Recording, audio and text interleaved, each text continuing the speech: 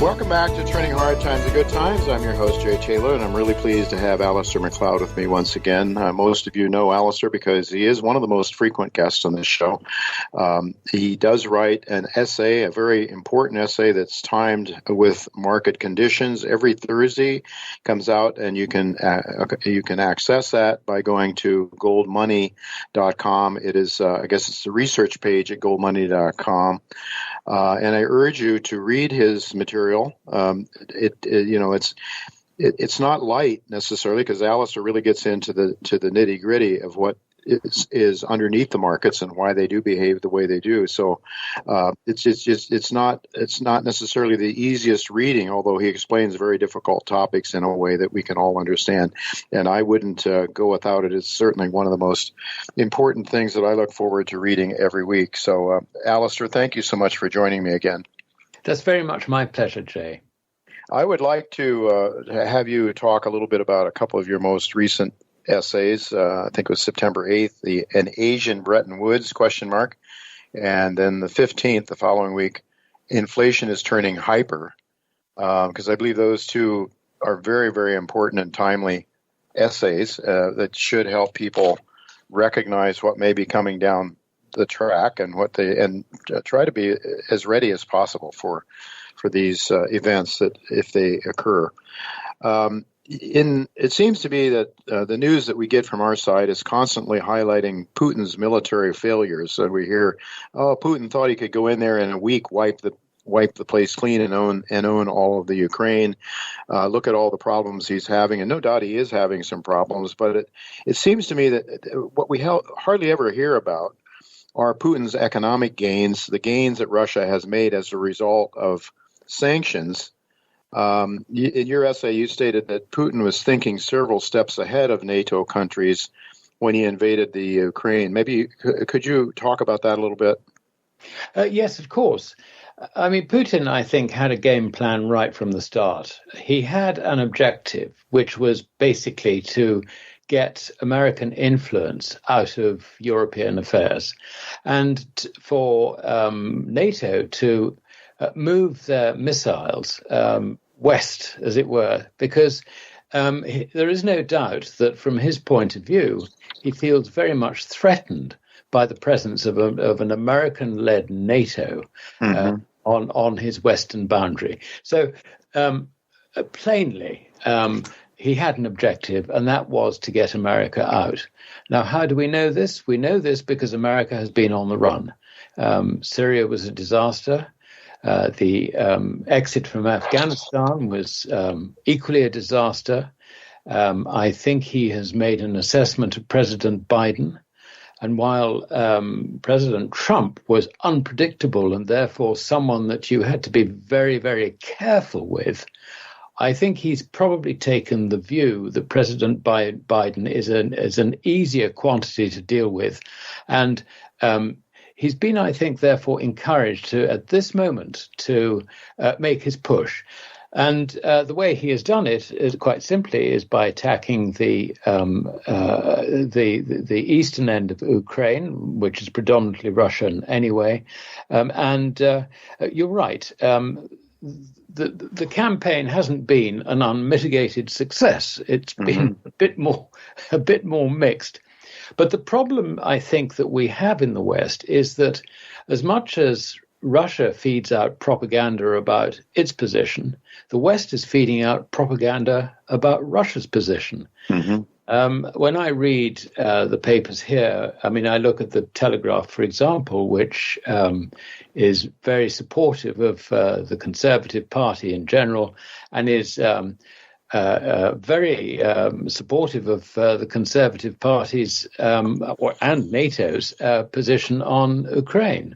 And you hear absolutely nothing about any sort of success or any plans that Putin has. All you hear are his disasters. And so I think we've got to look at this with open eyes. The situation, I think, is it's not a sort of total win or anything like that for Putin. No, far from it. But what he's achieving, I think, is not so much on the battlefield, but it's economically. What he has done is he's forced NATO members into sanctioning Russia, and he has benefited hugely from that. There is absolutely no question. If you read the Western press, you would think that the Russian economy is suffering. It's not. Mm-hmm. It's actually doing very, very well. Thank you very much.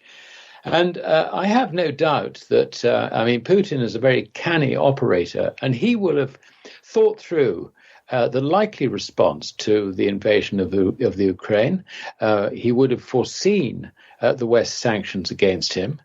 And what he has done, actually, and this is the interesting thing, is it's driven neutral parties very much into the Asian camp. I would cite in particular the situation for Saudi Arabia. And it was fascinating that when President Biden went to Saudi Arabia, really pleading for Saudi Arabia to up its oil output so to replace the lost Russian energy output, he really got a bit of a cold shoulder. And we now discover that actually Mohammed bin Sultan is thinking that he's got to go and join the BRICS or something. Now, I don't know that's true, but what I do know, and I interviewed a director of one of the big Swiss refiners back in 2014, and he told me that the Arabs were sending him LBMA 400-ounce bars for refining and reprocessing into the new Chinese 4/9 1 kilo standard. And they weren't selling it, they were taking it back in. Now, this is fascinating. So what I'm saying is that as long ago as 2014, some forward thinkers in the Middle East were beginning to realize that their future is more with Asia than with Europe and America. And what are we doing? I mean, we're turning around and saying we're going to ban all fossil fuels. I can't think of a more complete set of circumstances to drive the world's energy producers very much into the Asian camp. And it has allowed Putin to consolidate the position hugely with all the nations in the Shanghai Cooperation Organization, the Eurasian Economic Union, the BRICS, and sundry others, simply because he's prepared to sell them oil, gas, coal, and take payment in their own currencies. Now, these currencies are, in many cases, complete rubbish. I mean, like the Turkish lira, like the Iranian rial, and so on. So, I mean, what he's doing is he is giving these countries, his allies, as it were. He's saying, you be an ally of mine, and you can get very cheap energy, and lots of it, as much as you need in order to industrialize. So, what's India doing? I mean, they're going for it big time. Sure. You know, we've really shot ourselves in the foot in this one, and I think the game is far, far bigger than just Ukraine, if you like. Yeah. Oh, absolutely. No question about it. Maybe just take a minute to talk a little bit about how Russia has fared since the sanctions. Well, basically, I mean, it's interesting because if you talk to a Keynesian, you know, he looks at the currency and sees the currency having actually risen against the dollar. It's the best performing currency in the world at the moment. And he would say that's deflationary. You know, and then you talk to the oligarchs who actually have been squeezed by this because they've lost their yachts and, you know, they can't make the trips to London and Paris, you know, buy all the fancy kit and so on and so forth. You know, their lifestyle has been cramped hugely by this. But if you, I mean, just imagine, I mean, the Russian economy has, I think, a flat rate of tax of about 13%. There are really no other major taxes. There's a sales tax, certainly, like a value-added tax. But other than that, I mean, you've got an economy which is not burdened by the state. I mean, okay, property rights could leave a lot to be desired. Yeah, but sure. You know, basically, if you keep your head down, your nose clean, and just get on with your business, I mean, as an ordinary businessman, you're actually in a pretty good position in Russia. So it's not nearly as bad as we're making it out. There is another aspect of this, Jay, which you might want to come on to, and that is his plans for, if you like, underwriting the ruble as a currency. There is no doubt in my mind that they're moving towards gold. Yeah. Yes, I would like to go. I'd like to have you talk about that. Just also would like to mention, I think it was a statistic that I picked up from you, that Russia's debt to GDP is something like 35% compared to our 135% in the U.S. So, I mean, it seems as though the Keynesians here, I think you'd blame the Keynesians, seem not to fear at all the enormous amounts of debt and the constant wars that are bringing on more debt to finance, whereas Russia seems to be building their economy in a much more sane way than we are. Yes, that's absolutely right. As far as our economy is concerned, we are now in a debt trap. We have had to expand the amount of government debt very substantially over COVID. We just shut down the whole economy, and the consequences of that are still working through and will require yet more government support, which basically means yet more deficit.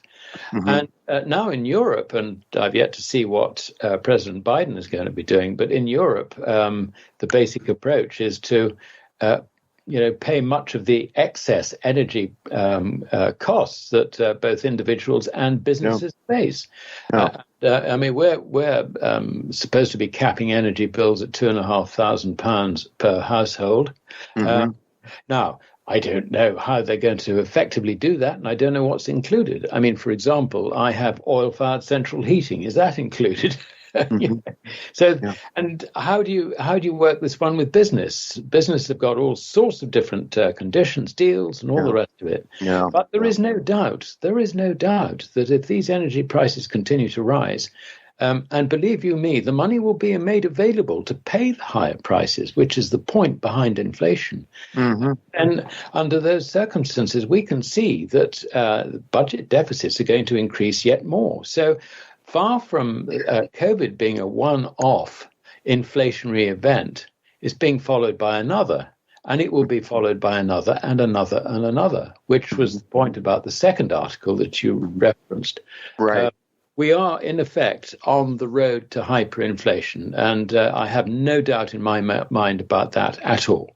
Okay, so that leads me to ask you then to talk about the one last thing in Putin's jigsaw, and that is a new currency system.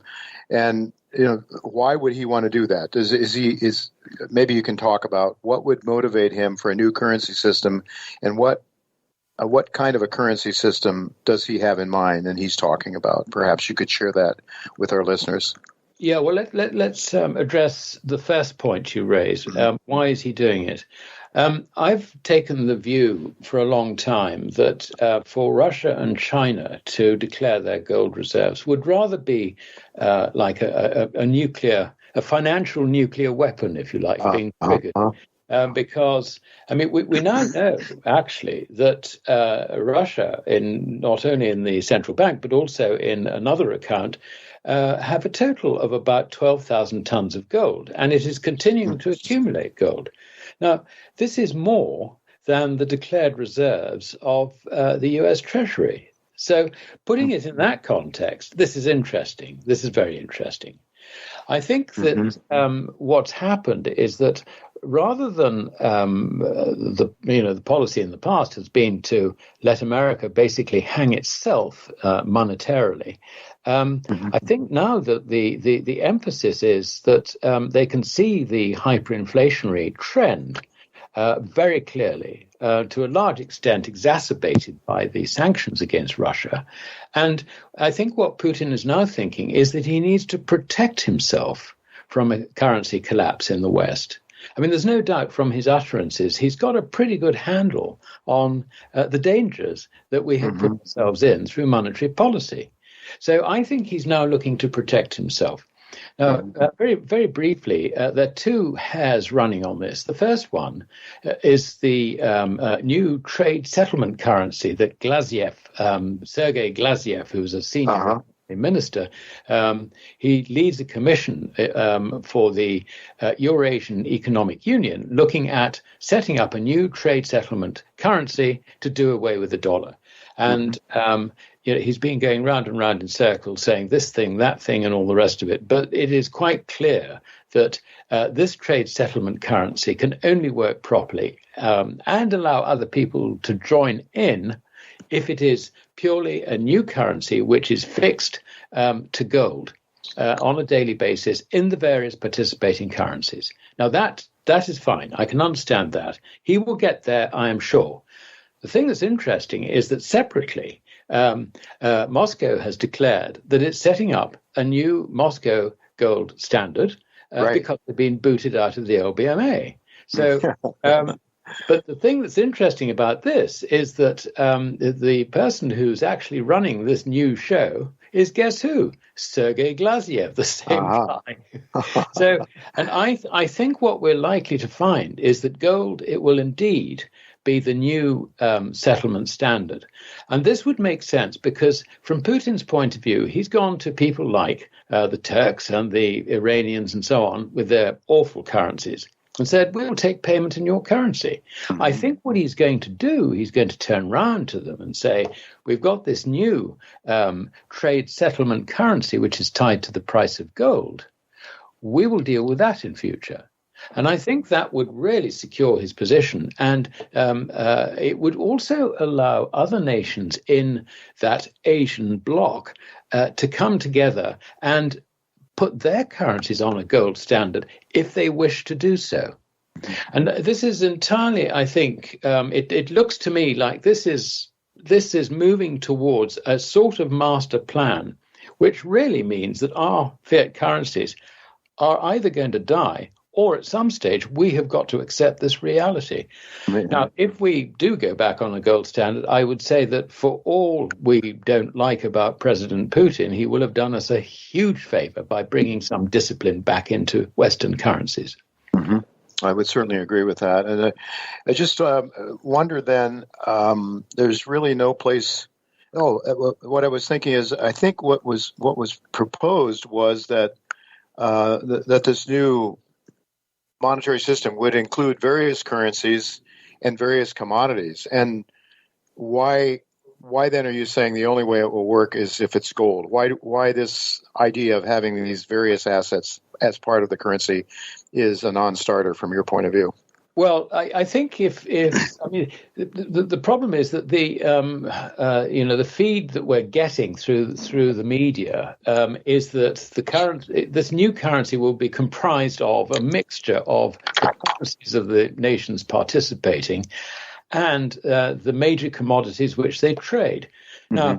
Now, this means that the whole thing would have to be rebalanced all the time. It's from that point of view, it is nonsensical. And every time someone says, "Oi, we'd quite like to join in this," I mean, there's no way that this is actually going to be a practical proposition. So the first thing I would state is take the currencies out of it. That is not that's just a distraction, and obviously so. So once you take them out, you're then looking at commodities. And the other thing you must do is take out this idea that it's going to be the commodities which everybody trades in, giving it some sort of weighting. Mm-hmm. No, what you need to do, if you're looking at a basket of commodities, is just take representative samples of base metals, precious metals, agricultural products which are non-cyclical, and so on and so forth. And then what you actually end up with is an average, which, believe it or not, pretty accurately tracks the price of gold. So why fuck around? Just just go for gold. And simplify it. In the article on the Asian Bretton Woods, I actually go through the charts, and you can see how progressing through the various recommendations and how they should evolve, you actually end up with the obvious answer: do it in gold. Do it in gold. Yeah. All right. Maybe just touching on your inflation is turning hyper. You ended that article by saying the following. You said, we can begin to anticipate the path to the destruction of purchasing power for all fiat currencies, not just those of Zimbabwe, Turkey, and Venezuela at all. A global hyperinflation is proving impossible to avoid. Why is it impossible to avoid? Is it political? Is it just basically that they have to print money like mad and give it out to people so they can meet these expenses, or why couldn't we still at this late stage do the right thing and go back to honest money? It's going to be forced on us, I guess. I think in a nutshell, Jay, it is political. There is a huge cost, economic cost, of returning to sound money. What governments must do in order to do that is that they need to, if you like, accept that there is a lot of business in the economy which actually shouldn't exist. It's zombie corporations, if you like. Yeah, sure. Mm-hmm. They should be allowed to fail. The institutions that support them should be allowed to fail. And not only that, but you're looking at small businesses and all the rest of it, many of which I'm afraid have accumulated a lot of debt as a result of the shutdown over COVID. They must be allowed to fail as well.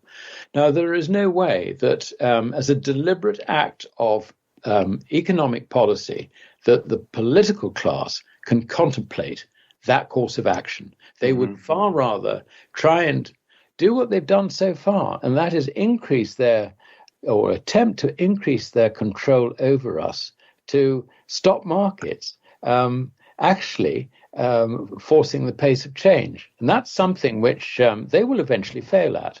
So I'm afraid that clamping down on personal freedoms and all the rest of it is likely to get more intense before we have a general failure.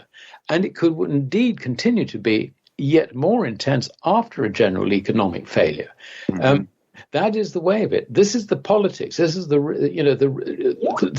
reality of politics. And I think that it is really for this reason that when countries start on the hyperinflation track, and their currencies start being rejected by the people, the response basically is to just try and do more of the same to stop it happening. It always happens. I mean, take for example the situation over prices. We all know that the stupid thing to do is to cap prices, right? But I mean, from Diocletian onwards, every politician has done that when they have met an inflation problem. They know it's not the right thing to do, but they feel they have got no option politically. And this is why I think the politics will be our undoing. All right, with just a minute and a half or 2 minutes at most, I'd like to ask you about, you had an interesting notation, or an interesting thought in that hyperinflation article talking about commercial bankers. They're trying to reduce their loans and how it's going to be thrown over to the central bank. The central bankers then will be, generating liquidity and shoving it into the economy. And you said that this could be the death knell or the death blow, the coup de grace for fiat money. Could you just explain that? Why that is the banker's role in this whole? Yes, fiasco? I think the first thing to understand is that every transaction in GDP is actually done with commercial bank credit. It's bank deposits, if you like, being spent, or bank credit being borrowed. Every transaction. Now, when, therefore, the banks decide that there is too much risk and their balance sheets are over-leveraged, they will reduce their outstanding bank credit.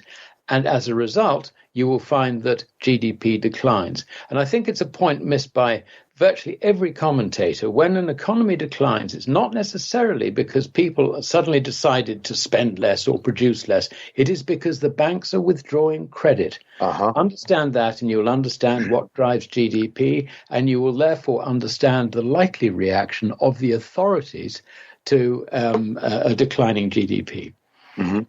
So just unleash the central banks, let them print money and helicopter money to everybody and let her rip, I guess. Well, that's something on those lines is bound to happen because, as I said earlier, the politics of it are that they just cannot afford to see an economy go into deep recession, slump, depression, whatever you like to call it. All right. We'll have to leave it go at that. Alasdair, thank you so much for your insights and sharing them with our listeners. It's always a pleasure having you. My pleasure, Jay.